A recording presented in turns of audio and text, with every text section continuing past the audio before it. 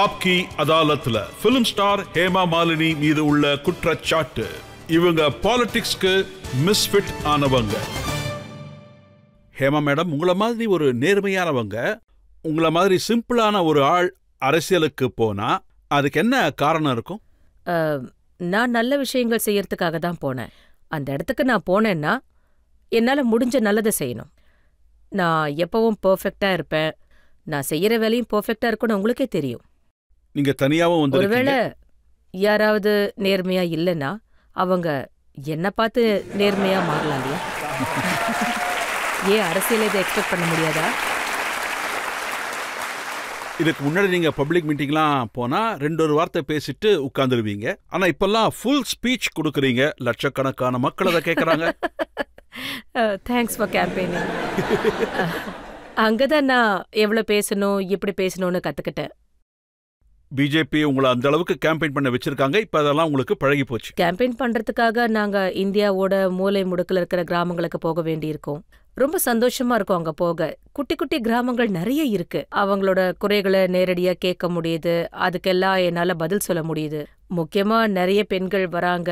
ரொம்ப அன்பா என்ன பாத்துக்கிறாங்க. எல்லாத்த விட முக்கியமா நான் சொல்றத கவனமா கேக்குறாங்க. அவங்க கேட்டுட்டு இந்த கட்சிக்கு நீங்க ஓட்டு போடுங்கன்னு சொன்னா அதையும் செய்யறாங்க. இப்ப நான் சொல்ல போற விஷயம் நிறைய பேருக்கு தெரியாது. தரம்ஜி ஒரு ஆக்டர் மட்டும் இல்ல, அவர் ஒரு ரைட்டர். அப்புறம் பொயட்ரிஸ்லாம் எழுதுவாரு. அப்புறம் கவிதைகள் கூட எழுதுவாரு. உங்களை பத்தி அவர் என்ன சொல்லுவாருன்னு என்னால சொல்ல முடியும். டைரக்டர் ப்ரொடியூசர் மகேஷ் பட் இருக்காரு இல்ல, அவர் கூட ஒரு ஏர்கிராப்ட்ல இருந்திருக்காரு. மகேஷ் பட் சார் என்கிட்ட சொன்னாரு. உங்களை பத்தி பேசும்போது தரம் சார் அவர்கிட்ட சொல்லியிருக்காரு, ஹேமா மாலினி எனக்காக செஞ்ச விஷயங்கள் அவங்க எனக்காக செஞ்சது இந்த உலகத்துல வேற எந்த பொண்ணாலும் செய்ய முடியாது. She is just greatன்னு சொல்லிருக்காரு. So sweet. I'm so thankful to him for saying so. So lovely.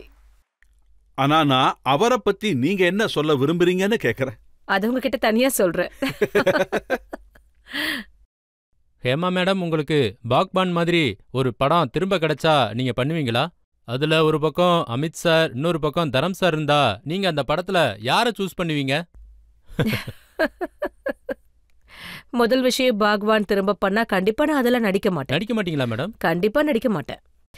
ஒருவேளை வேற ஏதாவது நல்ல ஒரு கதை கிடைச்சா, அது தரம் சாருக்கு சூட் ஆகுற மாதிரி இருந்தா, ஆக்சுவலி இப்ப கூட அவர் கூட சேர்ந்து நடிக்கிற மாதிரி ஒரு ப்ரப்போசல் வந்திருக்கு, டிஸ்கஷன் நடந்துட்டு இருக்கு.